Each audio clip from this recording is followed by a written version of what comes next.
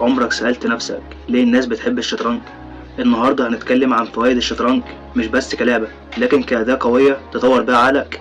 خليك معايا للنهاية. أول حاجة هي فوائد عقلية، وأهم فايدة في الفوائد العقلية هي التركيز.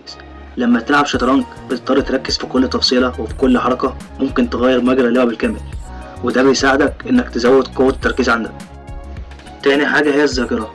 اللعبة دي بتقوي ذاكرتك لأنك لازم تفتكر أنماط واستراتيجيات وخطط لعب حصلت معاك قبل كده، فبالتالي من كتر الممارسة بعد كده الذاكرة عندك هتبدأ تقوى. تالت حاجة وهي التخطيط المسبق والتفكير المنطقي. الشطرنج بيخليك تفكر في كل خطوة هتعمل ايه والخصم ممكن يرد عليك بايه. ده بيدربك على اتخاذ قرارات مدروسة، وبالتالي بيطور عندك التفكير والتخطيط المنطقي. تاني حاجة هي فوائد تعليمية. الشطرنج كمان مفيد جدا للأطفال. دراسات كتيرة بتأكد إنه بيحسن التحصيل الدراسي خصوصا في مادة الرياضيات والقراءة، والمدارس في بعض الدول بتدرسه كجزء من المنهج لأنه بيساعد الأطفال يفكروا بشكل منظم ويحلوا المشاكل بهدوء. أما تالت حاجة فالشطرنج ليه فوائد نفسية واجتماعية.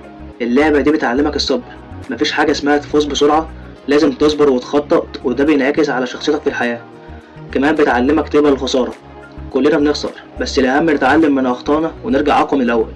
ومع إنها لعبة فردية بس بتفتح لك باب تتعرف على ناس كتير، تشارك في بطولات أو حتى تلعب أونلاين مع ناس في كل العالم. رابع حاجة اللعبة دي فيها فوائد صحية طويلة المدى. في دراسات بتقول إن لعب الشطرنج بانتظام ممكن يقلل من فرص الإصابة بالزهايمر، لأنه بيحفز الدماغ وبيخليها دايما نشطة. يعني أنت مش بس بتستمتع وبتلعب، أنت كمان بتحافظ على صحة عقلك. لو ما كنتش مقتنع باللعبة دي قبل كده أعتقد دلوقتي عندك سبب قوي تبدأ تلعب عشانه.